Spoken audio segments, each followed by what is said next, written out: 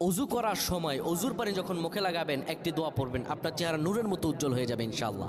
আপনার চেহারা নূরের মতো উজ্জ্বল হয়ে যাবে, চেহারা থেকে ব্রণ, মেস্তা, কালো দাগ সহ যাবতীয় সমস্যাগুলো আল্লাহ তাআলা দূর করে দিবেন এবং আপনার রিজিকে বরকত হবে ইনশাআল্লাহ। আপনার দোয়াগুলো কবুল হয়ে যাবে। অনেকের চেহারা সুন্দর কিন্তু তাকাতে ইচ্ছে করে না, মনে হয় চেহারায় নুন নাই, কিন্তু অনেকের চেহারাই কালো কিন্তু দেখতেও ভালো লাগে। যেমন এই যে বেলাল হাবশি, চেহারা দিকে তাকালেই শান্তির সুবাতাস বয়ে আসতো। সাহাবীরা যার চেহারা দেখে অনেক প্রশংসিত করিয়েছিল এবং যার কলব স্বচ্ছ ছিল।